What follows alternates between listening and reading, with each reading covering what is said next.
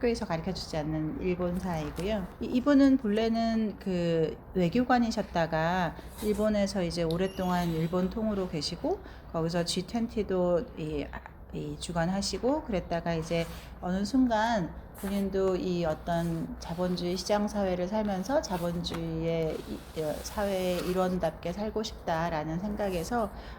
이제 그 우동, 그러니까 내 거를 하는 그런 거를 해보고 그게 굉장히 인생의 중요한 일이라고 생각을 해서 그 이제 그 우동집을 하시면서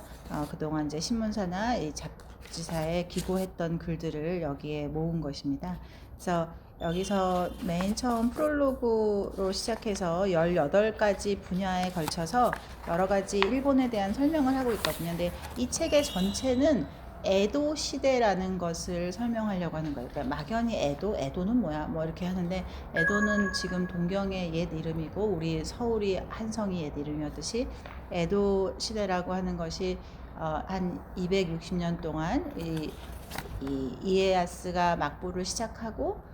거기서 메이지 유신으로 막부가 없어지기까지 그 260년간의 역사를 에도 시대라고 하는데 그 에도 시대에 대한 설명입니다. 그리고 그 에도 시대를 근세라고 하고 있는 거고요. 사실 우리 한국에는 근세가 없죠. 그냥 바로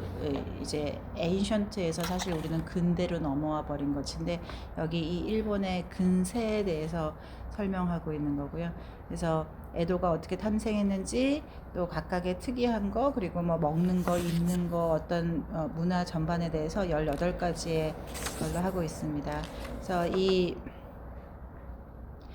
맨 앞에 보면 그림도 있고 지도도 있고요. 그래서 다이묘들이 어떻게 있었나 하는데 그 다이묘 그러면 사실 우리 봉건 영주 같은 거라서 이 봉건 영주가 사실 시민의 혁명이 일어나는데 굉장히 중요한 요소라서 우리나라는 사실 봉건 영주가 없이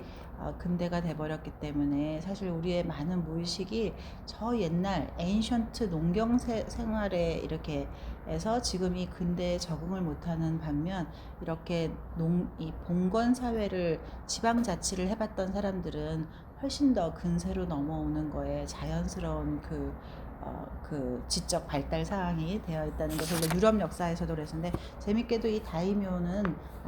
이분들이 처음에 뭐 의도했건 안 했건 사실 유럽의 봉건제도와 거의 비슷한 그런 거를 지방자치 소국가 같은 개념이라서 그런 것들을 잘했던 거죠. 여기 프롤로그에 이 작가가 하고 싶었던 말이 이렇게 힘있게 써 있는 것 같은데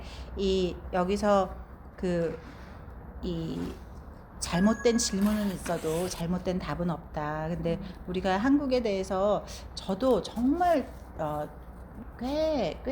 몇 년 전까지도 그렇게 생각했었거든요. 꽤 얼마 전까지도 그냥 너무 아쉽다. 우리나라가 딱 그 메이지 유신보다 40년 뒤에 그 합병이 되면서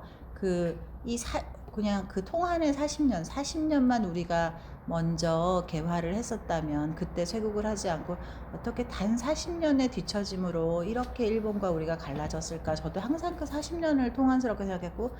제가 이 책을 읽은 이후로도 정말 우리나라의 정말 다른 분야의 어마어마한 석학들 분들도 그 정말 석학이시고 너무너무 훌륭하신 분들에도 불구하고 그 통한의 40년이라는 그 표현을 정말 많이 하는 걸 보면서 이게 우리나라 전체 사회에서 얼마나 이런 식의 그게 있었나. 뭐 저야 말할 것도 없고 근데 여기서 그 저자가 말하고 싶은 거는 왜 한국이 근대화가 시작하려는 문턱에서 일본에 뒤처졌나 하는 거고 이 국력이 추월됐다. 우리가 어느 순간 국력이 추월됐다라고 할 때 이 국력이 무엇인가를 생각하면 일본은 이미 16세기에 조선을 넘어섰다라고 하는 겁니다. 그래서 이 착각의 출발점이 아까도 말했듯이 비슷비슷했는데 단지 메이지 유신이 40년 먼저 일어나서 우리가 처졌다라고 하는 그 생각이 아니고 사실 이 책에서 쭉 보면 거의 400년 정도 이 책이 최소 300년 이상 일본이 훨씬 더 빨랐다는 거를 이제 여러 이 증거를 통해서 주고자 하고 있습니다. 그래서 이 에도 시대는 정말로 르네상스나 대항해 시대에 버금갈 정도로 전환의 시대이고 또 축적의 시대이고, 우리가 근대성이라는 거를 말할 때 그 15페이지 아래, 그러니까 권위와 시장의 그 긴장, 그리고 경제의 분화와 그다음에 물적 그 인적 이동성의 확대라고 하는 이 근대라는 말을 쓰는 가장 좋은 것이고, 그래서 일본의 근세는 꼭 재밌는 분야다. 그리고 우리가 왜 빼앗겼는지를 알아야만 하는 건데, 무조건 왜 빼앗겼다 해서 일본은 악하고 조선은 선하다가 아니라, 그 조선은 약했고 일본은 강했다라고 표현하는 게 좋고, 그러면 왜 우리는 약했고 일본은 강했나라고 하는 겁니다. 그래서 여기서 보는 거는 우리가 이제까지 봤던 많은 책들은 뭐 무슨 조선왕조 실록도 그렇고 여러 가지 어떤 정사의 그 어떤 정치적 그 사건 사고를 해서 하는 거라면, 이거는 생활 문화사적인 개념에서 했던 거고, 이 정치와 다른 이 사람들의 어떤 정서적인 거, 기술적인 거, 어떤 삶의 어떤 형태를 통해서 이거를 보려고 하고 있습니다. 그리고 이 일본에서의 생활 문화사의 가장 중요한 거는 각 주체, 정말 우리 각 개체들이 보다 나은 삶을 하고자 하는 그런 의지가 구현되는 과정이라서, 우리가 이런 옛날 농경사회에서는 볼 수 없는 그런 것들을 보여주고 있다고 이 저자는 말하고 있습니다. 그래서 이 1장이 굉장히 재미있는데요. 1장에서는 마치 타임머신을 타고 그 230년 전에 이 도쿄로 가서 거기에 있었던 유명한 소바집으로 가고 있습니다. 지금 보면은 이 소바집뿐만 아니라 여러 소바집들이 그때 굉장히 많았었는데, 소바집이 뭐 있는 게 뭐 대단한 거라고 생각할 수 있지만, 타임머신을 타고 230년 전으로 가면 정말로 소바집이 하나가 되기 위해서 우리가 얼마나 깨끗한 물이 다량으로 필요한지, 그리고 모든 물건, 신선한 재료들이 되는 어떤 서플라이 체인이 있어야 되는데, 그 당시에 벌써 이 상수라는 말이, 우리가 쓰는 말이 기원이 된 그 상수 공사가 그때 다 있었고, 또 그 도로망을 통해서 이 신선한 재료들이 들어오고, 또 이끼 문화라고 해서 어떤 시크한 그런 멋진 그 세련됨을 추구하는 그런 문화가 이미 그때 있었고, 또 이거를 그냥 하고 마는 게 아니라 사람들한테 이거를 어필할 수 있는 어떤 홍보에, 지금 마케팅 그러면 꼭 저조차도 사실 얼마 전까지 마케팅은 21세기의 어떤 신산업이라고 생각했었는데, 그게 아니고 벌써 이때 어떻게 하면 사람들에게 내 소밭집을 알리고 더 멋지게 알리고 눈에 띄게 알리고, 이런 것들을 다 생각했던 것이고, 또 여기서도 소밭집에 처음에는 3년 동안은 무급으로 일을 하지만 10년이 지나면 소밭집 주인이 돼서 큰 부를 이룰 수도 있는 그런 어떤 지금 생각하는 거의 경제 시스템들이 다 되어 있었다라고 하는 것이 이 소밭집 하나를 통해서도 우리가 미루어 짐작할 수 있고, 저도 사실 정말 무식하게 지금 돼 보면 너무 반성하게 이렇게 일본 사람들은 그냥 일본 칼 차고 다니면서 막 무식하게 공포 정치를 하고, 사람들은 이렇게 무서워하면서 이렇게 복종적으로 살았다고 생각했었는데, 오히려 그게 아니고, 오히려 그 일본의 이 일반적인 서민들이 그 당시에는 시민이란 개념은 없고 평민이었지만, 그 평민들이 얼마나 자기를 표현하고 자기가 하고 싶은 욕구들을 다 충족해가면서 살았었는지, 그런 것들을 이제 하나하나 알려주려고 하는 것 같습니다. 그래서 일본의 근세는 에도 시대를 말하는 거고, 그래서 에도가 지금의 일본을 만들었다라고 생각하는 거고요. 그래서 도요토미 히데요시, 이게 역사라는 게 참 다 이렇게 알 수 없는 것이라서, 사실 이 이에야스가 이 에도로 왔을 때는 오고 싶어서 왔던 게 아니고, 본래 자기가 있었던 그 본거지에서 쫓겨났던 거죠. 이 이에야스가 아무래도 좀 만만치 않아 보이니까, 이 히데요시는 이 이에야스를 좀 못 살게 굴려고 못 쓰는 땅에다가 준 것인데, 이 못 쓰는 땅에 를 받은 사람으로서 이 이에야스답게 전혀 불평도 하지 않고 정말 인내와 끈기로 이에야스만이 할 수 있었던 이 에도 개척을 시작한 거죠. 그래서 정말로 여기서 저는 인상 깊었던 말이 36페이지 맨 위에 물을 다스리는 자가 천하를 다스린다 아래 에도는 지금의 동경은 이 일본을 동과 서로 연결하는 허브로서 엄청난 가능성을 지닌 곳이다. 하지만 그 가능성은 인간이 자연의 난관을 극복해야만 실현될 수 있는 조건부였다라고 하는 게 참 인상적이었어요. 그래서 하고 치수 산업을 위해서 이제 자연재해, 외적의 침입, 물자의 운송, 또 거주지와 경작지 등을 마련하기 위한 여러 가지들을 이제 다 생각하는 그런 대토목 공사를 계획해야 한다는 거고요. 이때 벌써 상하 수도를 만들어서 이 도시가 활성화되려면 결국 마실물이 부족한 에도에서는 이 상하 수도를 만들어서 지금의 우리가 상수 하수도라고 하는 그 말의 어원이 이때 벌써 시작됐다고 하고요. 그리고 이 에도 시대에 인구 증가가 엄청났었기 때문에 거기에 맞는 것들을 하는 거죠. 그래서 약간 이 에도 시대라고 하는 거는 이제 히데요시가 죽은 다음에 이 일본 전체가 동군 서군으로 나눠서 싸운 다음 최종 승자가 이에야스가 됐기 때문에 이때 이에야스는 사실 본래에 있었던 그 찬란했던 교토로 다시 돌아갈 수 있었고 그 의견이 팽배했었지만 왜 그랬는지 이유는 알 수 없지만 에도에 남기로 했고 그것이 지금의 일본을 만들었고 아마도 뭐 여러 건 있겠지만 하도 고생을 많이 해서 그 에도를 버리기가 아깝지 않았을까라는 추측도 하고 있습니다. 그래서 그 다음에 보면 아무튼 이 에도를 보면 국토 개발이라는 것을 우리 인간이 자연을 어떻게 바꿔갈 수 있는가는 정말 국토 개발의 모범 사회가 된다고 하고 에도 시대가 이제 이 1600년이 조금 되기 전 그 1600년경서부터 1730 이때인데 이 에도 시대에서 시작할 때 1300만이었던 것이 1730년에 벌써 이 에도 시대가 절반 딱 지났을 때 이 인구가 2.5배로 늘어났거든요. 3200만. 근데 여기서 제가 이 숫자를 보면서 떠올랐던 가슴 아픈 거는 우리 조선의 역사가 사실 500년 동안이 정말 기아와 정말 이 아사로 죽어가는 그 역사지만 사실 그 중에서도 가장 끔찍했던 아사가 기근이라고 해서 이 2년에 걸쳤던 1670년과 1671년 이니까 사실 딱 이 책에 지금 42페이지 맨 아래에 있는 사실 1600년에서 1730년 요 130년 동안 일본은 인구가 2.5배가 늘어서 3200만이 되는 시기에 우리는 1670년에서 71년 그 단 두 해에 기록된 것만 100만이 죽었거든요. 굶어 죽어서. 그리고 그 굶어 죽은 거의 원인을 그때 소빙하로 인한 이제 흉작으로 이렇게 하고 있지만 이 소빙하는 사실 일본도 다 마찬가지였었을 텐데 그런 모든 자연재해에도 불구하고 일본은 이렇게 인구가 늘 만큼 아주 번영했다는 거죠. 그래서 이거는 하여간 제 생각이지만 그 어찌 보면 꼭 그 일본의 그 고려의 멸망 이후 조선의 500년 역사와 일본의 500년 역사를 보면 꼭 지금 우리가 광복 이후에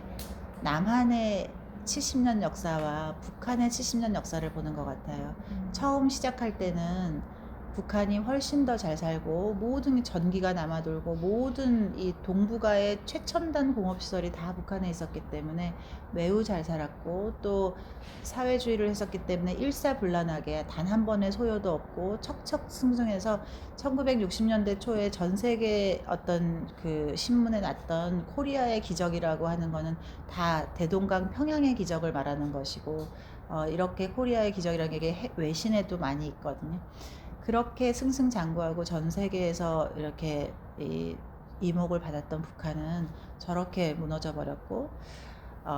우리나라는 어땠었나? 뭐 해방하고 64년 그때까지 거의 20년 동안 정말 매일매일 끔찍한 데모와 끔찍한 폭동 계속 뭐 그런 거에 진압 엄청난 사회 혼란이 있었지만 그 이후로 어떤 우리의 이렇게 목표가 정해진 그러니까 어떤 우리의 그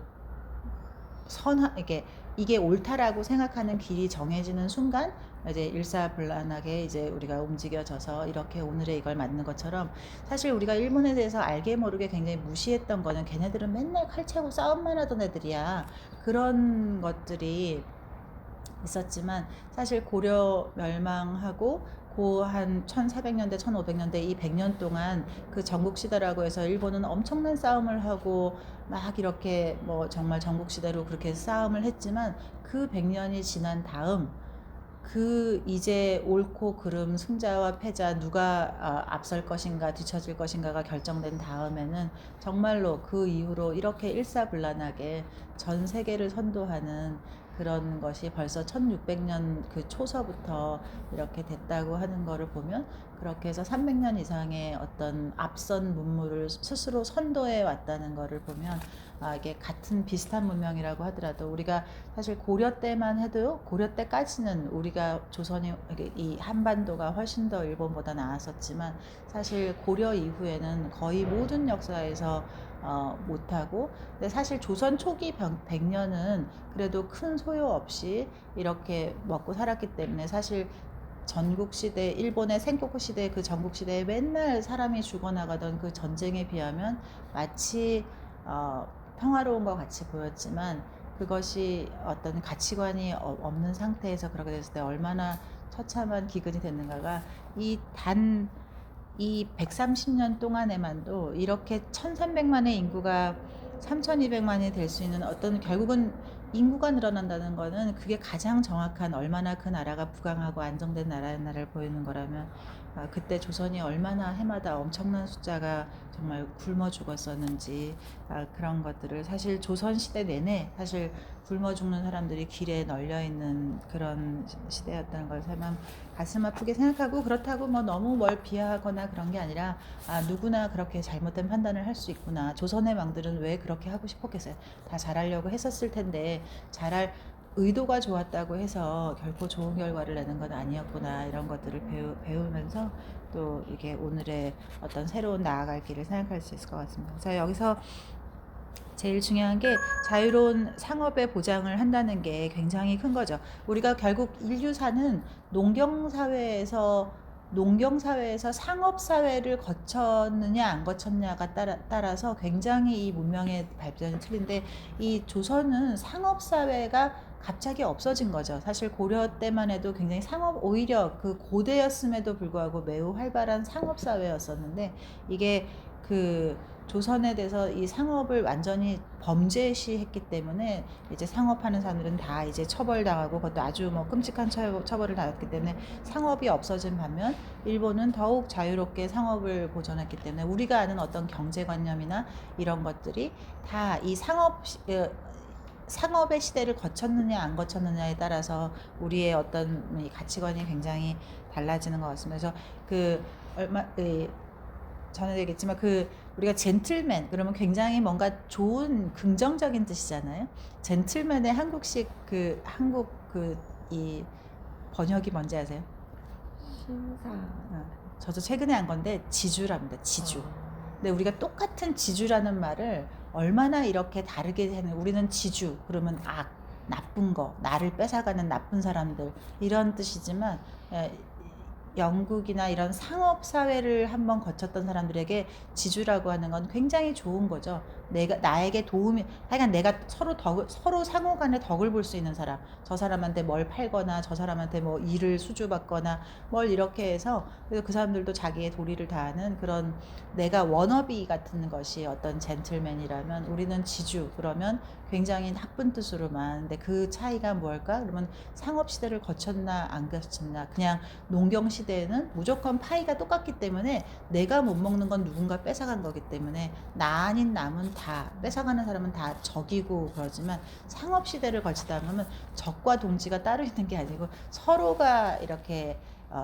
영향을 미쳐서 모두의 덕으로 우리가 잘 살게 된다는 그런 무의식이 한번 되는 거기 때문에, 그 상업사회를 거칠 수 있었던 에도 시대가 더욱 의미가 있는 것 같습니다. 그리고 뭐 하늘의 뜻이었는지 모르지만 이 일본이 이렇게 이거를 잘 할 수 있었다는 거에는 크게 두 가지 그 시스템이 있는데, 천하보청이라고 하는 거랑 또 하나 그 뒤에 보면 참근교대제라는 것이 나오는데요. 천하보정이라는 것도 이제 이 훌륭한 이에야스가 이거를 잘 이 법적 해석을 한 셈인데, 어떻게 보면 쇼군은 다이묘들한테 세금을 징수할 수가 없는, 중앙집권이 있게 되면 중앙집권은 반드시 이렇게 고대 진나라나 이런 중국 문명처럼 이렇게 부패하고 개인의 어떤 가산, 패밀리 비즈니스로서의 어떤 국가가 되는 것이지만, 봉건이나 이 다이묘 같은 이런 봉건제도, 지방자치제도를 겪었던 사람들은 이 왕에게 세금을 내지 않기 때문에 사실 지방자치가 되고 그 나름대로의 경제가 다 돌아갈 수 있었던 건데, 이 다이묘들한테는 세금을 징수할 수 없는 반면 군역을 의무화할 수 있는 법은 있었거든요. 근데 이제 전국시대, 생국시대가 끝났기 때문에 이제 싸움은 더 이상 없으니까, 그럼 이 사람들한테 그럼 세금도 받을 수가 없고 전쟁은 없고, 그러면 이제 뭐 완전히 아무것도 없어졌네 이렇게 될 수 있는데, 정말로 좋은 머리를 발휘해서 이거를 그럼 전쟁이 아닌 이런 토목 사업이나 어떤 기관 사업을 하는 그 인력으로 차출을 했었기 때문에 이런 대규모 그 국가 발전이 그 개발을 할 수가 있었던 거고, 그러면서 쇼군은 다이묘들을 충분히 견제하고 동향을 볼 수가 있었던 것입니다. 그래서 로마 격언에 도로는 강자를 만들고 약자는 부순다라는 48페이지 중간에 있는데, 여기서 정말로 이 에도 시대에 이 이에야스가 얼마나 이 도시 정비나 이런 그 기간 토목 사업 인프라, 사회 인프라를 많이 만드는 나라인지를 보여주고 있고, 가슴이 아픈 거는 고려 시대에는 정말로 많은 자료에서 보면 정말로 큰 길과 많은 수레들이 도시에 넘쳐났다는 기록들이 외국 사람들이 쓰는 거에 많은 반면, 조선에는 아무런 길이 없었습니다. 조선이 건국되면서 모든 길을 부쉈기 때문에 조선은 수레가 없고 오로지 지게로 져서만 이 물건을, 지게와 가마로 어찌 보면 회귀한 거죠. 본래 수레를 썼던 고려에서 이 도로가 없어졌기 때문에 이 수레와 가마로만 사람을 움직였었고, 정말로 이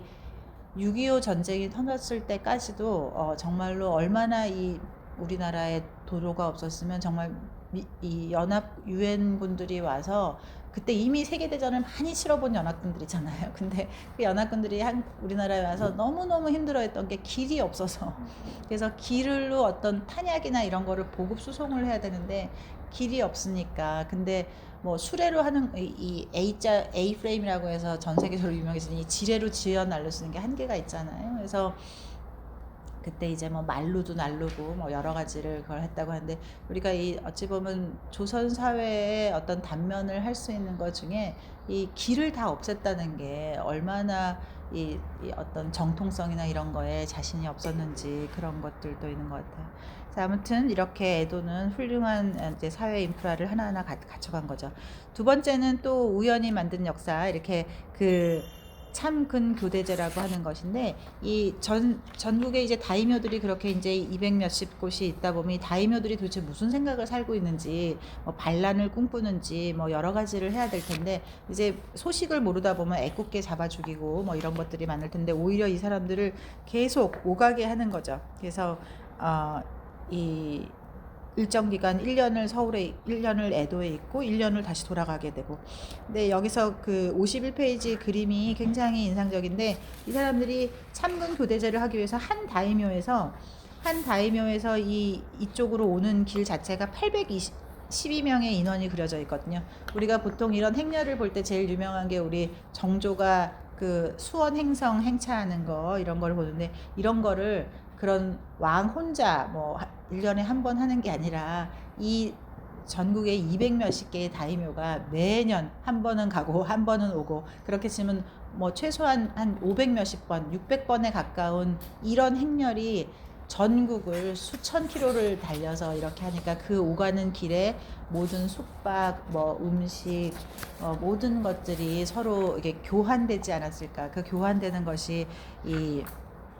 굉장히 이 일본의 그 경제에 미치는 낙수 효과나 이런 것들이 많아서, 여기 보면 이 전국의 27개 가문이 한 번 편도에 쓰는 비용이 3, 4억이기 때문에 지금 돈으로 환산하면 매년 수조 원이 길거리에만 뿌려지는 형태였다고 합니다. 그 경제가 돌아가는데 얼마나 큰 거라고. 사람들이 결국 그렇게 수조 원을 누군가 다이묘가 지출했다고 하는 거는 그 수조 원이 누군가의 수입으로 들어갔다는 뜻이기 때문에 이 서민들에게는 정말로 좋았던 거죠. 그래서 비로소 이 서민들도 드디어 부자가 될 수 있었던 겁니다. 그리고 그 다음에는 항상 근대에 가장 중요한 것이 이 화폐 경제인가 하는 건데, 여기는 이 화폐 경제에 정말로 성공한 거죠. 그리고 화폐 경제의 가장 큰 시작이 이 이동이거든요. 서양도 사실 결국은 이 대규모 제국을 할 때 화폐가 필요했던 것이고, 그 다음에 십자군 전쟁할 때 화폐가 필요했던 것처럼 여기도 이 원거리를 가려고 하다 보니까 쌀로 이구지구 가기에는 한계가 있어서, 반면에 조선은 사실 1800년대 초반까지도 오로지 거의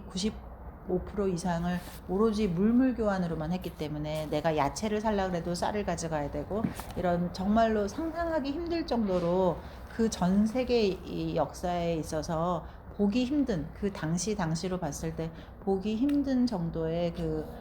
뭐랄까 원시적인 물물 교환 형태를 1800년대 초까지도 하고 있었던 것이죠. 근데 여기서는 이제 이 화폐 경제에 성공했기 때문에 이제 이 서민들을 존인층이라고 하는데, 도시거주 서민인데, 우리가 서민 그러면 뭔가 나쁘게만 생각하지만 이 서민들이 충분히 부를 쌓을 수 있었기 때문에 이제 이 사람들이 그 사회에 중요한 그걸로 되는 거죠. 그리고 또 그 다음에 이 화폐 경제에서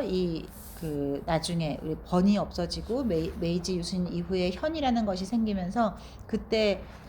이런 화폐 통합이나 이런 것들이 얼마나 이 민족적으로 공동체 의식을 만드는 데 중요한 것인가. 그래서 약간 참군 교대제와 천하 보정은 처음에 의도하진 않았지만 정말 신의 한 수처럼 이 두 가지의 이 시스템으로 인해서 일본은 근대화가 가능할 수 있었다라고 얘기하고 있습니다. 그 다음에 재밌는 게 우리 된장, 사장에 있는데요. 된장 우리 그냥 단지 먹는 거로만 생각하는데, 이 먹는 것이 얼마나 이 역사를 바꿔놓는지. 그래서 미소는 이 단백질이기 때문에 실제로 최고의 전투 식량이었었고, 그래서 이 따지고 보면 우리가 일본의 가장 중요한 오다 노부나가, 또 히데요시, 그리고 이에야스, 이 세 명이 모두 다 이 콩 재배, 미소 제조가 굉장히 활발한 지역의 그 번주였다는 것이 우연이 아니라고 하는 거. 그래서 결국 전쟁을 하려면 먹어야 되기 때문에 먹는 거에서 성공한 사람들이 이기는 거죠. 그래서 거기서 이제 유명한 것이 센다이 지역에서 나왔던 센다이 미소가 이제 여러 상하지 않고 이런 것 때문에 유명했던 거. 그리고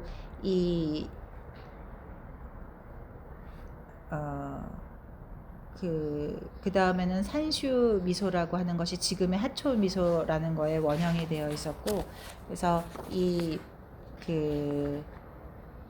그 다음 미소는 메이지 유신 이후에는 번이 없어졌기 때문에 번 단위로 만들어졌던 이런 미소의 어떤 양조 기술 같은 것이 그 다음에는 이제 민영화되는 과정을 보이고 있고요. 그래서 그 민영화돼서 지금까지 되어 있는다. 그래서 이 미소를 통해서 볼 수 있는 정치 경제학은 경쟁과 자율이라고 하는 우리 이 지금의 현대 사회를 그대로 보여주고 있고, 결국 그 미소가 여기서 임진왜란 얘기도 나오는데, 임진왜란 때 다른 데서 갖고 온 미소들은 다 상했는데 이 센다이 거는 상하지 않아서 그래서 센다이가 더 유명해지고 됐고, 그것처럼 어떤 특별한 경쟁력이 있었거나 또 자율적으로 잘 민영화돼서 되었거나, 이 두 가지가 되어야만 살아남는 미소가 되었었고, 나머지는 미소는 다 이제 없어지고, 그래서 결국 인류 문명의 그 도전과 응전이라고 하는 원리에 이 미소 하나만 보더라도 잘 된다라고 하고 있습니다. 5장에 보면 여행 천국, 결국 이동의 자유라고 하는 것이 그 나라의 어떤 현대화에 얼마나 중요한가. 그리고 근대라는 것 자체가 이동의 자유를 뜻하고 있기 때문에, 여기서는 보면 이미 18세기 중엽에 연간 100만이 넘는 여행객이라서 유럽으로 치더라도 결국 세계 최고의 여행 천국이라서 유럽보다도 100년 이상 앞서게 이 여행이 굉장히 활성화되고 300년이 넘는 어떤 여행 이 축적의 역사가 있다고 합니다. 그래서 이세신궁 참배 같은 것이 처음 이제 중요한 건데 모든 길은 에도로 통한다라고 해서 이 이세신궁에 가는 그런 것들을 이렇게 나타내고 있는데 여기 그 79페이지의 그림 보시면 이 길을 따라서 연간 100만 명 정도가 왔다 갔다라고 하니까 엄청난 거죠. 그리고 이 당시에 썼던 그 1690년이니까 사실 1700년도 되기 전에 그 이 나가사키에 있었던 그 네덜란드 그 상관에 가면 여기는 정말 믿을 수 없을 만큼의 사람들이 가도에서 상당히 자주 여행을 한다라고 이렇게 보고 있습니다. 뭐 신분, 성별과 관계없이도 정말로 많은 사람들이 여행에 나선다고 이미 1700년이 되기 전에 이런 것들이 외국 사람들의 기록에 남아 있고요. 그래서 그 여행이라고 하는 거에 의해서 이미 이때 이 사람들은 유희와 유람, 그래서 유희의 인간이라고 하는 본능에 눈뜨고, 그래서 그 우리가 보통 하는 뭐 이 여행 경비를 만드는 어떤 개 같은 그런 시스템도 만들어지고 또 료관도 만들어지고 류곽도 만들어지고 해서 여러 가지 그런 패키지 투어라든지 아니면 여행자 가이드 같은 것들이 그때 벌써 다 만들어졌다고 하고 있습니다. 그래서 시대를 앞선 그 관광의 탄생이라고 하면 관광이라는 말을 저도 잘 몰랐는데 이 관광이라는 것이 이 나라의 빛을 살펴 그로써 왕을 섬기고 이롭게 한다는 관국지광이라고 하는 주역의 말에서 이루어졌다고 하는데요. 이 관광이 왜 중요한가를 보면 결국 관광은 그 나라의 그 단순히 이게 유의 활동으로서의 그 여행이 아니라 뭐 벚꽃 구경이라든지 이런 게 아니라 그 나라의 중요 장소들을 감으로써 그 나라의 위용이나 위대함을 직접 보고 체험함으로써 어떤 소속감, 충성심 그런 어떤 정치 사회적인 어떤 그 의미를 다 가지고 있어서 이 관광 입국이라고 하는 것이 이 결국 일본이 나중에 이 외세로 인해서 이 서구에 노출됐을 때 얼마나 이렇게 잘 통합될 수 있었는지 그런 한 목소리를 낼 수 있었는지를 보여주고 있습니다. 그리고 6장에 벌써 이제 출판 문화가 있는데 여기서 첫 줄에 독서와 마음의 관계는 운동과 신체의 관계와 같다. 되게 이렇게 인상적인 말이었습니다. 그래서 독서 습관은 그 나라의 지적 역량의 가늠자이다라고 했는데요. 이 독서열과 출판물의 문화의 뿌리가 300년을 거슬러 온다간다는 것이고 결국 생각해 보면 우리가 항상 뭐 그 40년의 통한의 역사라고 우리가 40년 뒤져서 메이지 유신보다 40년 뒤져서 억울하다고 했었는데 이 저자가 이렇게 그 발견한 사항은 그 40년이 아니고 플러스 에도 시대 260년에서 정확히 300년을 최소한 우리보다 앞섰다라고 하는 거거든요. 그래서 이 벌써 그 에도 시대 300년 동안 책이 융성했던 시대였다. 그래서 책의 융성한 시대 그리고 연관 벌써 출판업자만 200여 개의 출판업자가 있고 연간 1000여 권의 신간이 나오고 지금으로 치면 100만 권 베스트셀러들이 해마다 뭐 수없이 나왔다고 하는 것이고요. 그래서 여기에도 이게 우리나라 뭐 불교나 한 옛날 뭐 그 사서삼경 같은 그런 재미없는 모노노혼이라는 책이 있고 그 다음에는 이 엔터테인먼트를 할 수 있는 오락서적들이 이제 굉장히 활발해지게 되는데 그 중에 중요한 것이 호색일대남이라고 해서 이제 54년 동안 이렇게 재밌게 논 그 어찌 보면 우리 돈 호황 같은 그런 책이 아주 불멸의 전대미문의 히트를 쳤고 또 그 이후에도 이 28년 동안 쓴 거의 이 전업 작가들이 나타났다는 것이 이 에도 시대에 굉장히 큰 일인데 이런 전업 작가들이 몇십 년에 걸쳐서 어떤 역작을 남기고 그런 책들이 엄청난 부수가 팔려 나갔었기 때문에 사람들이 이미 이 책에 많이 노출됐다는 거죠. 그리고 또 거기서 유명한 책이 이 여행을 이세신궁을 왔다 갔다 하는 그런 여행에 대한 코믹한 스토리가 또 아주 베스트셀러가 되면서 그 다음 사람들한테 더욱더 이 여행이라는 것이 삶에 다가오게 했다라고 하는 겁니다. 그래서 그 처음에는 교토가 일본의 출판 문화 시장 1위였지만 그 이후에는 이제 에도로 넘어오게 됐다라고 하는 거고요. 그래서 책을 많이 읽다 보니까 당연히 사람들은 책을 글을 배우려고 하고, 그래서 사설 학원에는 우리나라 이게 서당처럼 이런 데라코야라는 곳이 전 세계 전국에 생기게 되는데, 여기서도 이 서양 선교사가 1800년대 초에 쓴 말에 의하면 이 나라는 시골의 어린 계집아이도 글을 읽고 쓸 줄 안다는 놀라움을 알고 있어서, 이 글을 모르면, 그리고 처음에는 이렇게 엔터테인먼트 글로 시작했지만 결국은 지적 수준이 높아지면서 이제 그런 유교 그 경전들이 이제 필수 교양서가 돼서, 유교 경전을 모르면 이제 부끄러운 사람에 이르는 그런 게 돼서, 사실 우리가 굉장히 예학을 숭상했다고 자부했지만, 이 저자는 공자가 만약 이 19세기 초에 한중일을 돌아봤다면 아마 예학이 가장 숭상한 나라로 일본을 뽑지 않았을까. 일본은 전 국민이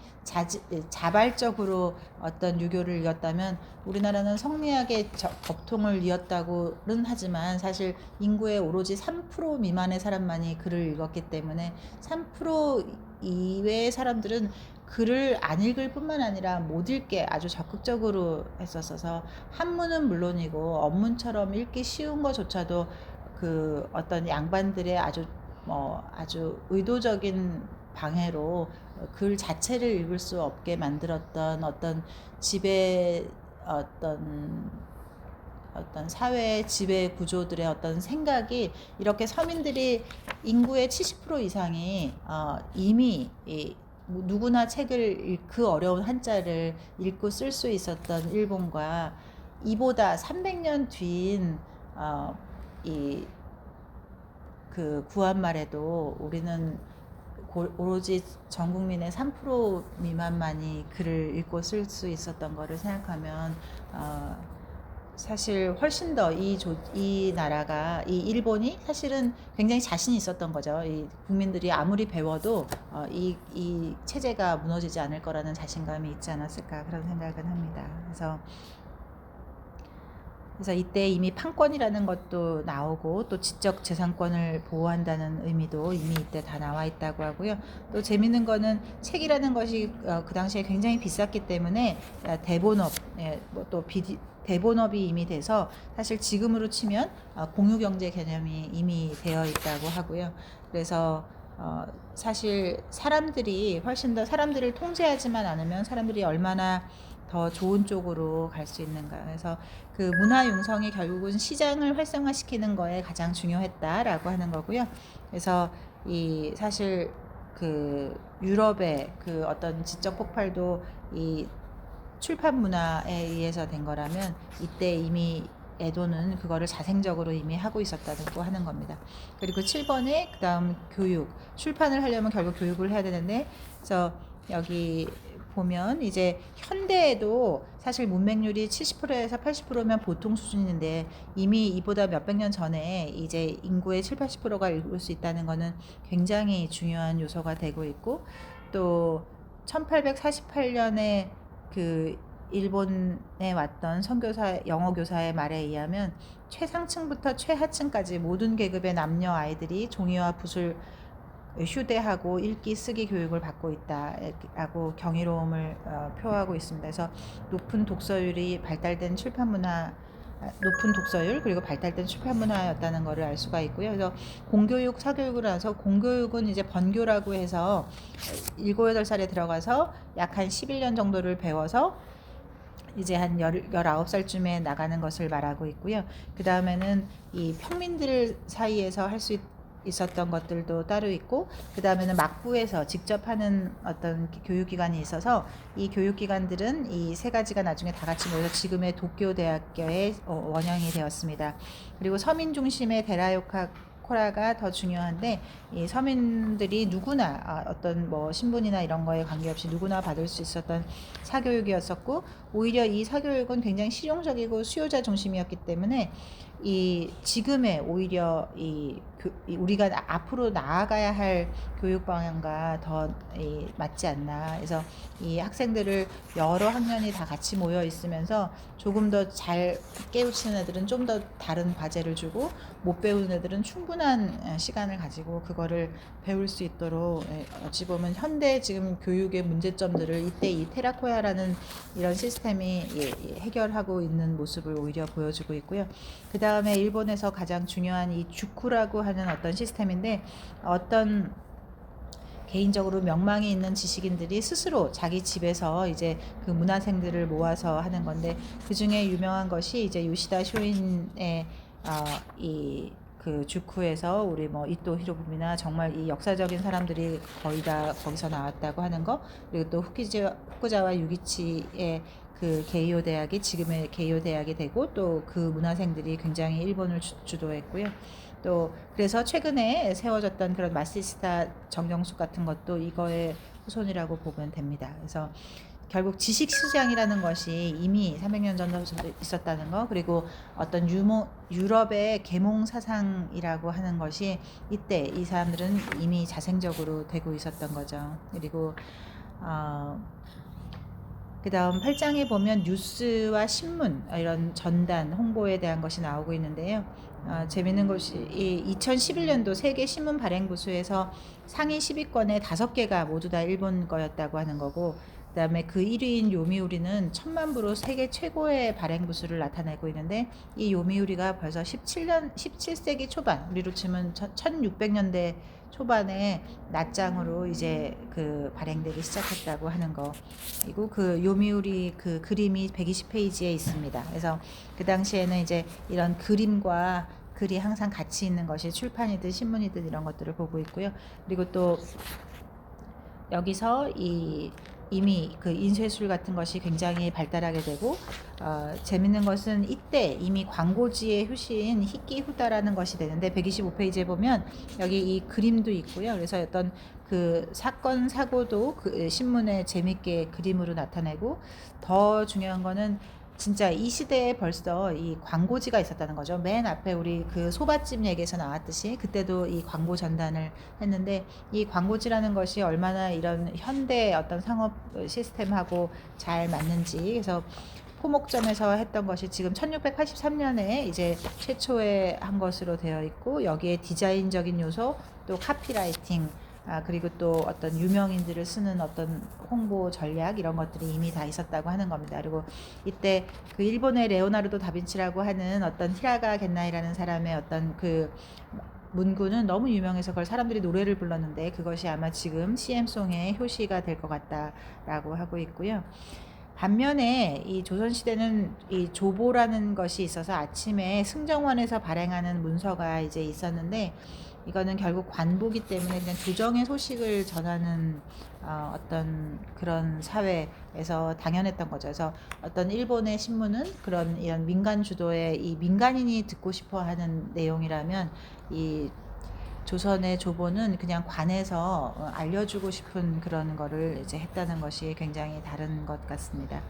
그리고 9장에서는 이제 해체 신설하고 해서 이제 드디어 과학적 사고, 우리 근대를 말할 때 가장 중요한 합리적 사고, 과학적 사고를 하는 것인데, 여기서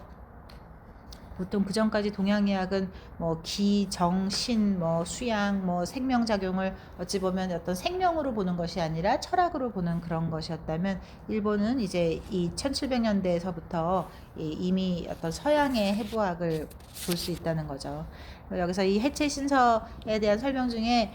재밌는 표현이, 이 한편의 장대한 맨땅 헤딩 스토리였다. 정말 이 아무것도 알 수 없는 이 그림 던져진 그림책을 보고 이걸 어떻게 해독할 건지, 지금 생각해보면 아마 고대 암호를 해독하듯이 아무도 그거를 어떻게 읽는지 무슨 뜻인지 모르지만 어떤 반복되는 어떤 시츄에이션을 파악하면서 그 말의 뜻을 정말 하나하나 알아갔던 것 같은데요. 진짜로 놀라운 집념이 없으면 정말로 불가능할 것 같습니다. 그래서 이때 이제 이 154페이지에 보면은 이 해체 신서에서 이 네덜란드 책을 보고 번역한 그림들이 다 나타나고 있고요. 그래서 이때 이미 하여간 이분들의 이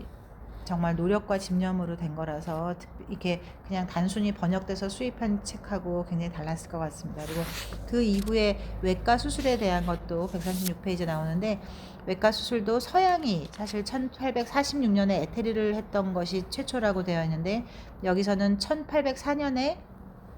그보다 40년이나 앞서서 유방암 수술을 집도했는데, 이때 쓰인 그 마취 약재가 이 조선의 아침 얼굴이라고 하는 조선 나팔꽃인데, 조선에서 유래된 것, 우리나라에서 유래된 외래 식물이고요. 이거를 이용해서 첫 그 마취를 했었고, 이것이 지금도 일본 마취학회의 로고라고 합니다. 이 꽃이. 그리고 그 다음에는 인체 골격에 대한 이 만들어짐도 있어서 1792년에 이 호시노 목골이라고 해서 이게 나무로 깎아서 이 뼈대를 만든 그 사진이 이 139페이지에 있게 되는데요. 이거를 벌써 1700년대에 이렇게 갖고 있었으니까, 그래서 목공의 도움을 받아서 이렇게 했다는 거. 근데 그 동일한 시기에 조선은 어땠었나에 대한 설명이 138페이지 아래에 있는데, 조선 통신사로 갔던 그 조선의 의사 남두민이 말하는 것은, 이 갈라서 아는 것은 어리석은 사람이 하는 짓이고 가르지 않고 아는 것이 성인만이 할 일이니 미혹되지 말라라고 꾸짖었다고 하고, 이 당시에 거의 동일한 시기에 이 허준의 동의보감에 있는 인체 해부도를 보면 정말로 국민학생이 그려놓은 것 같은 그런 상상도 같은 거죠. 그래서 그리고 그 다음에 또 조선에서 왔던 사람 신사유람단으로 100년 뒤에 1881년에 왔던 그 조선 통신사조차도 정말로 끔찍하기 짝이 없다, 고약하고 또 고약하다라고 써놓은 이런 것들을 보면, 아마도 이 네덜란드의 그 아나토미 그 해부학 책이 조선에 던져졌다 하더라도 우리는 그거를 쓰지 못했을 것이다 라고 하고 있습니다. 그리고 개인적으로 이 10장 지도에 대한 것이 저는 제일 정말 인상적이었었는데, 이 지도는 사실 권력과 부와 문명의 척도라서 지도를 갖는 거를 굉장히 두려워했었죠. 다른 사람들이 갖는 거를 오로지 권력층만이 갖기를 바랬었고, 그래서 대동여지도 또 너무나 훌륭한 거지만 아주 김정희는 그렇게 훌륭한 천재였음에도 불구하고 불행한 삶을 살 수밖에 없었고, 반면에 이 일본의 지도는 이 이노즈라는 사람에 의해서 된 것인데, 이분이 45년이기 때문에 이 사람이 50세가 되던 해에 본인이 하던 양조장을 장남에게 물려주고, 이분이 천문학을 공부하고 싶어서, 이때 참 재밌어요. 이 시골에 양조장을 하는 주인도 천문학을 공부하고 싶다라는 어떤 분위기가 될 정도로 이 분이 약간 천문학에 관심을 둬서 50세에 그 당시 30대 초반이었던 천문학 어떤 1인자한테 문화생으로 들어갔었는데, 그 당시 평균 수명으로 쳤을 때 이 50세의 문화생으로 들어간다는 것도 참 놀라운데, 이분이 그 이후로 18년 동안 71세까지 정말 두 다리로, 저 조그만 몸에 두 다리로 지구를 한 바퀴를 다 돌아서 이 지도를 그렸다고 하는 것이 정말 놀랍습니다. 그리고 단순히 걸어서 한 게 아니라, 이 사람이 처음 한 것은 지도를 만들려고 한 게 아니고 이 관측, 나의 지금으로 치면 GPS를 알려고 했던 목적이 제일 컸었기 때문에, 어찌 보면 GPS는 현대 지도의 어떤 개념인데, 이 사람은 뜻했건 뜻하지 않았건 그게 그 당시에 적용됐던 거죠. 이 사람의 본래 목적은 지도를 만들려는 게 아니고 정말 이 GPS로 해서 나의 위치를 알려고 했던, 천문학을 공부하려고 했던 것이라서. 그래서 하여간 이렇게 열심히 하던 때에 우연히 이제 측량 여행을 그거 받게 돼서 하게 되는데, 그 결과가 너무나 놀라웠던 거죠. 그래서 매일같이 일기 형식으로 6개월 동안 써서 그게 너무 놀라웠기 때문에 이제 막부에서는 계속 이 사람한테 맡기게 되는데, 총 17년 동안 10차례의 측량을 했는데, 이 사람이 마지막 끝냈을 때 71세였었다고 하고, 이때 그 그렸던 첫 그림이 146페이지의 그림으로 있습니다. 그래서 이 원본은 없어졌고 지금 미국 도서관에 있었던 거를 복원한 거라고 하는데요. 그렇게 71세에 이 대장정을 마치고 73세에 돌아가셨다고 하고요. 그래서 뭐 36,000분의 1, 뭐 21만 6천분의 1 이런 것들이 전부 다 있고, 이게 일반 막부 끝날 때까지는 이제 일반인한테는 공개되지 않았고, 하지만 이 포상으로 정말 대를 잇는 영예와 포상을 이 막부는 그 자손들한테 한 거죠. 그리고 하여간 정확성이 너무너무나 이 서양에 비해서도 놀라운 이유는 이 사람이 본래 시도가 지도가 아니고 천문학이었었기 때문에 위경도의 좌표가 너무나 정확해서 알 수 있는 거고, 여기 149페이지에 그걸 실물로 이렇게 만들어 놓은 그 이 전시 행사도 200주년 기념으로 이제 해놓은 게 있고요. 총 213회를 이렇게 200 대지도만 213회를 이렇게 만들었다고 합니다. 그래서 총 3,750일 동안 했다라고 하니까 정말 놀라운 기록이고, 이 사람이 그 일본의 해안 길이만 약 34,000km라서 지구 외경이 4만 킬로로 치면 85%가 해안인데, 이 사람이 어디 해안만 걸은 게 아니고 전체를 다 돌았지만 해안만 치더라도 이 지구 전체의 85%가 되는 거를 오로지 2다리로 한 사람이 걸었다고 하는 게 정말 놀랍습니다. 그래서 일본에서 굉장히 이렇게 훌륭한 일을 한 사람은 일본에서 굉장히 존경하고, 또 굉장히 그 사람들이 대를 이어서 일본 사람들이 그 존경하고 귀감으로 삼고 그 자손에게도 충분한 보상을 하는 그런 것을 볼 수가 있습니다. 그리고 이 사전으로 서구 문명을 만들다. 여기서 이제 이 사전이라는 것이 굉장히 중요한데, 여기서 이 사전을 만드는 과정은 사실 근대에 와서 만들어진 거와 틀리게 에도 시대에 사전을 만든다고 하는 거는 정말로 이 제목처럼 0에서 1을 만드는 뭐 있던 거를 베끼는 게 아니라 정말 없던 거에서 그냥 정말 맨 땅에 헤딩해서 만드는 거였었는데, 처음에는 이제 네덜란드어 사전을 만들었었고, 또 그 다음에는 그 당시에 네덜란드어 사전이라는 게 네덜란드에도 없었기 때문에 불어를 번역한 거를 해서 또 그거를 만들고, 그 다음에는 이 사전 하나 만드는데 13년이 걸렸다고 하고요. 그 다음에는 이 영어 사전을 만들고, 이제 그 다음엔 이 포르투갈어, 이렇게 여러 가지 어를 만들었는데, 이 사전이라는 게 참 편찬한 사람도 대단하지만 이걸 편찬하기 위해서 이 본래는 여기 그 선교사한테 부탁을 했는데, 선교사가 굉장히 훌륭하게 해서 A부터 T까지 만드는 데는 5년이 걸렸지만, 이 사람이 이제 본국으로 가고 나서는 남은 사람들끼리 만들면서 S부터 그 다음을 만드는데 16년이 더 추가로 돼서야 비로소 이렇게 끝끝내 만들어냈고, 여기서 저는 정말 인상적이었던 말이, 이제 이 해군 장관이 그 젊었을 때 집 한 채 값에 해당하는 돈을 주고 이 책을 이 사전을 1년 동안 빌린 거예요. 1년 동안 이 사전을 빌리는 값이 집 한 채 값이고, 그 집 한 채 값으로 빌린 그 책을 1년 동안 밤잠을 자지 않고 두 부를 사본을 만들어서 한 부는 팔고 한 부는 자기 소유로 가져서 이 책을 그 빌린 값보다 훨씬 더 몇 배를 벌었다고 하는 것이, 이런 거를 이렇게 정말 이런 대가를 치르고라도 갖고 싶었던 사람들이 이렇게 많았다는 것이, 정말로 그 당시 사람들이 얼마나 많은 사람들이 지적으로 이렇게 굉장히 이렇게 그 지적인 욕구가 강했는지를 볼 수가 있는 것 같습니다. 그래서 이미 그 네덜란드어, 프랑스어, 영어, 러시아어 4개어에 대한 외국어를 사전을 만들라는 것을 이제 막부는 어떤 위기의식을 느끼면서 이제 그 하명을 하게 되고, 그래서 이제 만들게 되죠. 사실 똑같은 위기의식이라고 신다면 청나라나 조선은 그냥 위기의식이니까 배척만 한 거에 반해서, 여기는 이제 사전을 해서 우리가 그거를 타결해내자고 하는 것이 굉장히 틀린 것 같습니다. 그리고 여기서도 이제 그래서 서양에 없었던 이제 많은 말들이, 뭐 우리 정치, 경제, 화학, 이런 물리, 이런 말들은 다 이때 처음 다 이제 생성된 말이고요. 또 이 일본의 이 어학 사전이 굉장히 특별한 이유는, 어찌 보면 전 세계에서 매우 이례적으로 그 나라 사람에 의해서 만들어졌다는 거예요. 대부분의 모든 사전들은 이 외국인이 중국에 와서 중국말 통하려고 외국인이 중국어 사전을 만들고, 우리나라도 마찬가지로 언더우드 박사가 와서 이제 그 사람들이 우리나라 말을 만드는 데 반해서, 일본은 매우 예외적으로 일본인들이 먼저 이 이란 사전을 이 영일 사전을 만들었다는 것이 굉장히 이 어떤 사전에 이 만들어지는 과정에서 굉장히 예외적이라고 합니다. 그 다음이 이 섬유 혁명인데요. 결국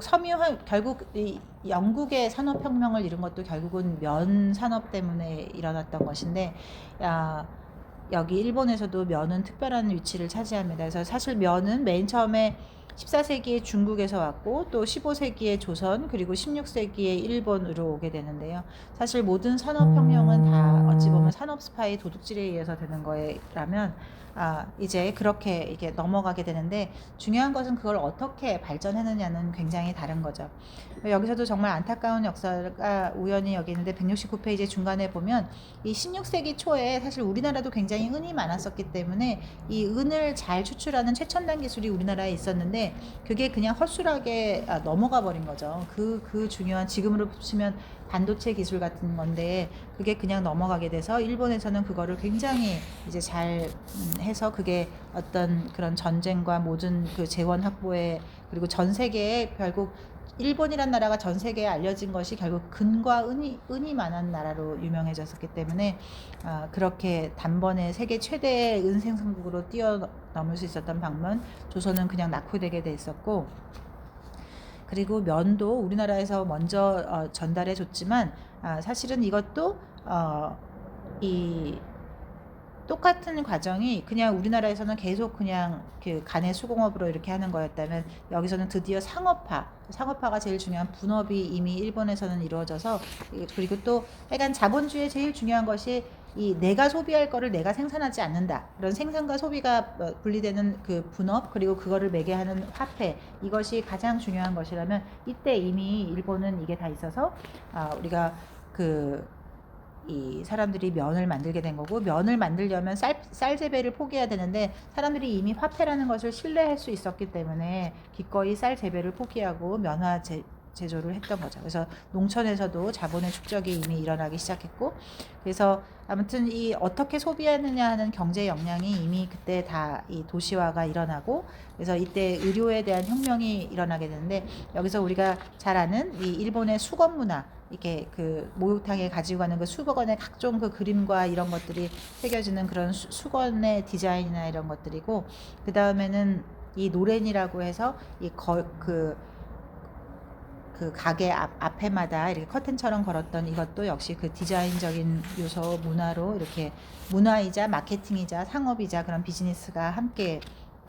될 수 있었다고 합니다. 그리고 그다음에 도시 서민들이 벌써 이제 패션이라는 그런 것이 있어서 그것을 이제 이끼 문화라고 하는데, 뭔가 이렇게 세련된 것을 말하는 거고요. 이게 약간 소박하지만 세련된 그런 것을 말하고, 이래서 이미 텍스타일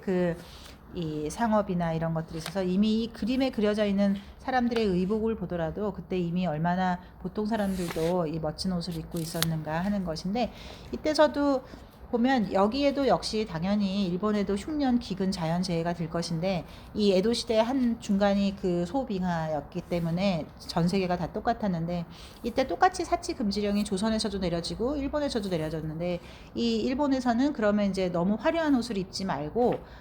구체적으로 그냥 쥐색, 차색, 남색 이 세 가지 색만 가지고 입어라 라고 이제 명을 했더니, 역시 사람들은 항상 정부보다 머리가 좋기 때문에 이 세 가지 색으로 법은 어기지 않으면서 어떻게 오묘한 색을 만들어낼 것인가를 굉장히 해서 186페이지 맨 아래 보면 재밌게도 이 하나의 남색을 가지고 22가지의 색깔을 만들어냈다는 것이 굉장히 재미있고, 그렇게 해서 혼합색이라는 것이 어떤 일본의 전통적인 어떤 미학에서 나타나게 되고, 거기에 무늬, 어떤 그 크기, 색 이런 것들을 봐서 그 법은 어기지 않지만 정말로 세련되고 아주 그 미세한 그런 차이점들을 만들어내서 결국 이끼라고 하는 그런 세련된 미의식을 만들어, 심플하지만 세련된 그런 이끼 문화를 만들어낼 수 있었던 겁니다. 그래서 약간 중국의 옛 말처럼 위에서 정책이 있다면 밑에서는 대책이 있다는 말이 이 사람들은 이 똑같은 그 어떤 정부의 규제에 대해서 그 대응하는 환경이 워낙 달랐기 때문에 조선은 정말로 결국 개국한 지 100년 만에 이 어떤 염색에 대한 기술 자체를 가진 사람이 이제 없어져서 그렇게 우리가 본의 아니게 백이민족이 된 것이고, 여기는 정말 화려한 문화를 이제 화려하다가 다시 또 세련됨으로 넘어가는 그 어떤 디자인의 그 성숙 과정을 다 겪게 되는 거죠. 그리고 이 저자의 이 이 강연이나 그 설명을 들어봤을 때 저자는 제일 중요했던 걸로 이제 이 도자기를 뽑았었는데 이 그 임진왜란의 공식적인 이름이 도자기 전쟁이라는 거를 보더라도 이 도자기가 결국 이 일본은 임진왜란을 일으켜서 얻은 것이 없지만 별로 그렇게 생각보다 얻은 것이 별로 없지만 이 도자기 기술을 가져갈 수 있었다는 것이 결국 그 훨씬 뭐 비교할 수 없는 큰 어떤 수확을 낼 수가 있었던 거죠. 가슴 아픈 표현이지만 신기했던 건 우리가 임진왜란을 얼마나 우리가 뭐 끔찍하게 뭐 10만 명의 귀를 베갔네 뭐 여러 가지 어떤 것들이 있지만 사실 그 경신대기근이 많은 책에서 써 있기도 그 양난 그 임진왜란과 정유재란하고 비교할 수 없을 만큼 처참했다는 것이 우리나라의 여러 기록에 있을 만큼 우리가 어떤 외부로부터의 침입만 뭐 할 것이 아니라 내부로부터 어떻게 무너질 수 있는지 그런 것들도 함께 해야 될 것 같고요. 그래서 여기서 보면 그 다도라는 것도 굉장히 정치적으로 아주 현명하게 잘 이해했는데 이 다도가 여기서 이제 이 센노 리큐라는 사람이 차의 성인이라고 부를 만큼 유명한 그 분이신데 이 다도라는 게 굉장히 이 수준 높은 문화 행위이자 나의 사회적 지위를 나타내는 표상이라서 이 어떤 문화가 결국 발전되려면 이거를 후원하는 사람이 있어야 되고 그거를 사주는 소비자가 있어야 되는데 사실 이 도요토미 히데요시가 우리가 모르는 것 중에 한 큰 그것이 굉장히 훌륭한 이 비즈니스맨이었다고 해요. 이 도요토미 히데요시는 뭐 하나를 팔아도 그 엄청난 이윤을 남기는 법과 이런 것들을 잘 알고 있어서 이 도요토미 히데요시가 잘 이용한 게 이제 전국시대가 끝났잖아요. 그렇게 어제까지 내 아버지, 내 아들을 다 죽인 그런 사람들이 원수들끼리 다시 만나서 화합을 한다는 게 전국 통일을 한다는 게 사실 굉장히 쉽지 않은 일이었을 거고 보기만 하면 다 죽이고 싶었을 텐데 그거를 했던 어떤 정치적 수단으로 이용했던 것이 이 차도 문화라는 거고 그 다도하는 방에 들어와서는 오로지 한 가지만 생각한다. 그러니까 차 이외에는 이 표현은 심플해요. 오로지 한 가지만 생각한다. 그래서 그 차 앞에서는 차만 생각해야 되는 거지 이 사람이 내 아버지의 원수인지 이런 거는 생각하면 안 되는 거예요. 그래서 그거를 이렇게 딱 어떤 하나의 룰처럼 마련해서 그 방에 들어와서는 나를 죽인 원수도 근데 그렇게 또 생각을 잊어버리고 몇 시간 있으면 또 신기하게도 또 생각이 좀 없어진다고 합니다. 그러면서 자기 다이묘들도 자기를 과시하고 싶잖아요. 내가 얼마나 역량 있는 그 닭이 하나가 지금으로 치면은 몇백억 하는. 그러니까 이 닭이 요건데 이거를 이 히데요시가 굉장히 머리가 좋아서 뭐 몇억은 기본이고 뭐 몇십억 이런 것들을 막 하면은 막 금으로 만들고 막 이렇게 하면은 또 다이묘들은 자기를 과시해야 되니까 나 까짓 거 그런 거 내가 사겠어요 막 이렇게 해서 하니까 이 만드는 사람과 그거를 유통하는 거 이 돈들이 다 돌아가고 또 그러면서 가장 중요하게는 이런 그런 복수 문화, 내 아버지, 내 아들의 뭐 원수 이런 것들을 이제 점점 희석해가는 그런 성공한 어떤 정책이었던 거죠. 그래서 거기서 우리가 항상 말하는 이 도자기의 신 이삼평도 사실 한국에서의 어떤 이 장인, 엔지니어라고 하는 것이 얼마나 비참한 삶을 살았는지 그리고 장이라는 그 자체가 언제 죽임을 당해도 당연한 기술을 갖고 있고 기술질을 한다는 것 자체가 죽임의 원인이 되는 거였었기 때문에 자기의 기술을 발휘할 어떤 길이 없다가 이렇게 돈을 안 줘도 내 기술을 발휘할 수 있다는 거는 보람 있는 일이었을 텐데 거기에 엄청난 어떤 보상을 해주면 또 얼마나 보람을 갖고 또 열심히 만들었겠습니까. 그래서 아이러니하게도 이 정말 결국 이 이삼평의 이 도자기가 결국 그 청나라 이 명나라의 무역이 막혔을 당시 어떤 대체제로 하면서 결국 일본의 국부를 이루어진 초 1등 공신이 되었던 거죠. 그래서 우리가 아무리 도자기에 앞섰다고 해도 사실 그 당시 자기를 만들 수 있는 나라는 전 세계에 딱 세 나라, 중국, 조선, 베트남 세 나라밖에 없었는데도 불구하고 우리는 그 자기를 만드는 기술을 완전히 버렸던 거고 그거를 일본은 다시 이제 국가적으로 이거를 다시 살려서 전 세계에 뭐 결국 문화의 아이콘으로 이미 17세기, 18세기가 되면 이제 어떤 세련된 아름다움에 좌판하면 이미 굉장히 그러니까 니폰 하면 굉장히 세련된 나라로의 어떤 아이콘으로 이미 인식됐었기 때문에 그렇게 하는 거고 15장에 보면 결국 그 도자기 산업이라는 게 발전하려면 이 예술가 후원이 돼야 되는데 여기서도 역시 이런 것들이 여러 정치 상황하고 맞고 또 메이지 유신으로 인해서 이제 번이 없어지고 현이 생기는 폐번 치연에서 전에는 이런 도자기를 어떤 지방자치단체인 이 번에서 다 해줬었는데 이제 이게 없어지니까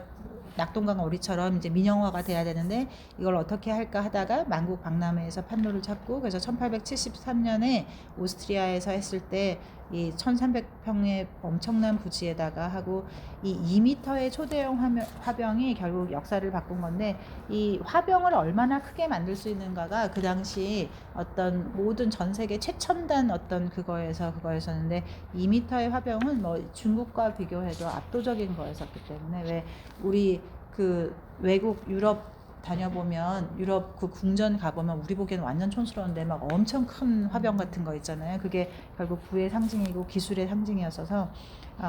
그렇게 하고 이거를 돌아온 다음에 거기서 이제 남겨달라는 요청에 의해서 어떤 민간 회사가 만들어지고 또 필라델피아 그 다음 해에는 또 막부에서 도와주지도 않았지만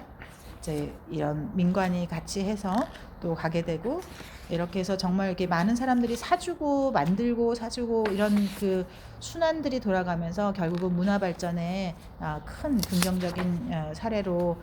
했다. 그리고 그러니까 후원을 한다든가 아니면 과시적으로 소비하는 거 이런 과시적인 소비가 결코 우리가 왜 그 마리 앙뚜아네트의 그 궁중 그 파티를 사람들은 뭐 사치에 이런 거라고 생각하지만 사실은 그게 아니고 거기서 이렇게 최첨단 물품 마치 소 박람회처럼 최첨단 물품들 시계나 이런 것들이 되면 그거를 또 나 이 정도 사는 사람이야 그리고 시계 하나를 몇백억을 주고 그 당시 돈을 사주고 이러면서 첨단 산업이 돌아가고 이런 그 문화의 장이었기 때문에 사실 그런 마리 앙뚜아네트가 했던 그 파티는 즐겁기 위해서 한 파티가 아니라 정부 행사를 사실은 주관했던 거죠. 그리고 마리 앙뚜아네트는 사실 그런 거 나서지 않고 그런 굳은 일 안 해도 됐었는데 워낙 검소하고 이렇게 자기 책임감이 강한 사람이었기 때문에 그거를 이렇게 다른 사람들 안 시키고 본인이 손수 본인이 직접 그거를 한 덕분에 그런 누명을 쓰게 된 거죠. 그래서 아무튼 여기서 이 218페이지 맨 아래에 보면 결국 하여간 지적 권위에서 운동장이 기울어진 것과 같다. 우리가 뭐 다른 것만 있는 게 아니라 이게 하여간 그 우리가 그 조선이 굉장히 이렇게 그 성리학이나 이런 거를 했다라고 하지만 이게 이 어떤 실용주의 학문하고 너무나 떨어져 있는 그러니까 결국 여기 217페이지 중간에 보면 학문은 민중의 삶에 기여해야만 비로소 의미가 있다라는 신념을 가지고 했던 그런 일본의 소라이나 이런 사람들에 비해서 한국은 너무나 이렇게 그냥 그 이나 기 그런 거대 담론에 파묻혀 있었다고 하는 거고요. 그래서 결국 이 지식이라고 하는 것이 결국 유럽 근대화를 촉발한 것은 결국 지식혁명이고 이 지식혁명을 어떻게 잘 이용하냐에서 220페이지에 이시다 바이간이 이 일본 상인에 있어서 굉장히 중요한 모두가 아주 그 존경하는 역사적인 인물인데 이 사람이 한 가장 큰 그것은 상업이라는 것이 천한 일이 아니고 세상을 이롭게 하는 일이라는 신념을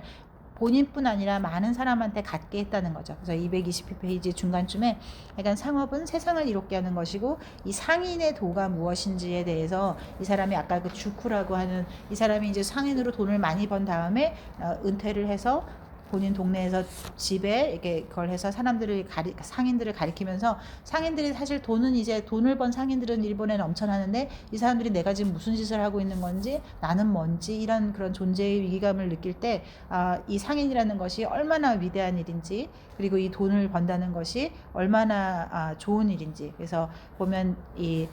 225페이지에 쭉 이런 이 사람의 가르침이 있는데 220페이지 맨 위에 진정한 상인은 손님이 있어야 비로소 자신이 존재할 수 있다라는 깨달음이라든지 또 정직하게 번 돈은 후지산 만큼 돈이 쌓이더라도 부끄럽지 않다라고 하는 그런 이 새끼몬 심학을 이렇게 체계화해서 사람들에게 많이 전파했다는 것입니다. 그래서 조선은 그야말로 우주의 원리를 뭐 이와 기로 나눠서 거대 담론을 논할 때 일본은 어떤 마음과 성 우리 심성을 이렇게 해서 생활 철학을 중심으로 했다는 것이죠. 그래서 심기일체 기시심야해서 하여간 이 장인 문화들이 결국 성실 검약 근면의 어떤 삼덕을 하는 그런 이 새끼몬 시몬 심학 그리고 이 상인의 도라고 하는 거를 이 사람이 사람들에게 알려주고 있습니다. 그래서 사람들은 이제 드디어 자기의 정체성을 이제 벗어버리고, 그러니까 정체성에서 오는 혼란을 벌어버리고, 우리가 매일매일 이렇게 물건을 파는 일이 얼마나 세상에 나의 태어난 어떤 이 사명을 다하는 것인가라고 하는 이제 확실한 기반이 생겼기 때문에 이제 정말 더 열심히 이제 상업행위를 할 수가 있었던 거죠. 그래서 이제 그 다음부터는 세상을 보는 눈도 결국 달라지게 되는데, 우리가 생각하듯이 어떤 일본도 우리랑 똑같이 쇄국을 했었던 나라가 아니라 사실 쇄국이라기보다는 폐문이라는 말이 맞고, 그래서 그 문을 통제한다라는 뜻으로 내가 볼 것은 보고 보기 싫은 것은 막아버리겠다는 그런 거라서 우리나라의 쇄국과는 아주 완전히 다르다라고 하는 거고요. 또 유럽에 살롱 문화가 있었다면 이 일본에서는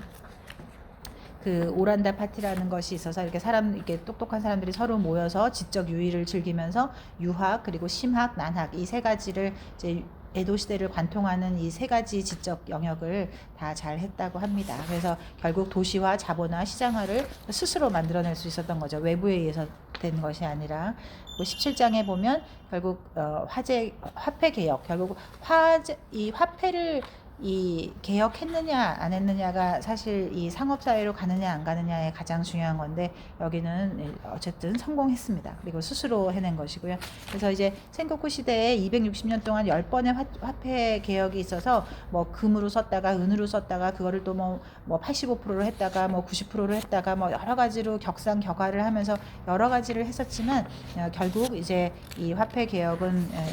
긴 세월을 거쳐서 그 성공을 했고요. 245페이지에 보면 그동안 쓰였던 화폐들이 쭉 그 개혁된 순서대로 이렇게 있습니다. 그래서 이제 화폐가 이제 있게 되기 때문에 어떤 금융 산업이라고 하는 것도 자생적으로 만들어질 수가 있었던 거죠. 그래서 이제 금융에 대한 것들이 이제 나타나기 시작하고요. 그래서 18장에 보시면 이제 화폐의 어떤 그런 이 아이러니, 역사의 아이러니가 다시 나오게 되는데요. 여기서도 보면 이제 막부에서 발행하는 화폐와 아까 다이묘들이 하는 그런 지방 자치 그 돈, 스위스 같은 데서 이제 하는 그런 것처럼 어떤 지방 자치단체에서 발행하는 돈이 있는데, 재밌게도 이 지방 자치단체에서 발행한 돈과 막부에서 나오는 돈을 얼마나 이렇게 그 퍼센트를 줘서 유통하게 했느냐, 성공했느냐에 따라서 그 번에 그 해당 번에 그 지방자치단체의 그 부를 얼마만큼 축적하고 부의 유출을 얼마만큼 방지할 수 있었느냐가 그 사람들의 어떤 현명함이었었고요. 결국 그 지방자치단체에서 쓰는 화폐를 잘 했던 번들이 결국 메이지 유신에서 큰 역할을 할 수 있었던 것입니다. 그래서 막부에서는 결국 이 지방자치단체에서 만들어지는 이 지역 화폐를 병존하다가 결국 그 똑똑한 지역 화폐에 그를 쓰는 번한테 결국은 한 발 밀리게 된 거죠. 그래서 결국 이런 막부라는 것이 유명무실해지고 그래서 결국은 메이지 유신으로 갈 수 있었던 것을 하고 있습니다. 결국 아무튼 260년 동안 그 세계의 어떤 나라와 변주어도 뒤처지지 않는 아주 찬란한 업적을 이룬 위대한 시대라고 평가하고 있고요. 또 우리가 에필로그에서 이 저자가 마지막으로 해주고 싶은 말은, 우리가 역사를 볼 때 비교 역사학을 해야 한다는 것입니다. 그래서 우리가 우리나라 안에만 이렇게 있는 게 아니라 그때 그 나라는 무엇을 했는가 하는 어떤 비교적인 관점, 그리고 또 그렇게 해서 결국 그 집단의 지성을 이끌어내는 거, 그런 거. 여기 한 예로 재밌는 게 있는데, 한국에서 억울이라는 단어를 똑같이 쓰고 한국에서는 억울이라는 말이 굉장히 좀 네거티브적이고 남한테 원망하는 마음을 한다면, 이 일본에서의 이 억울하다는 말은 그런 뜻이 아니고 약간 좀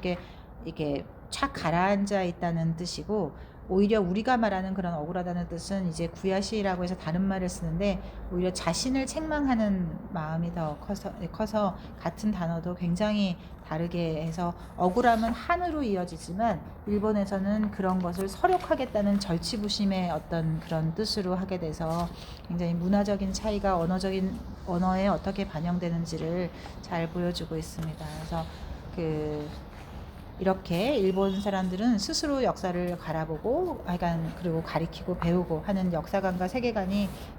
굉장히 다르니까 우리가 이제까지 몰랐던 지식에 대해서 귀를 닫지 말고 잘 배워보자라고 결론을 내고 있습니다. 이상입니다.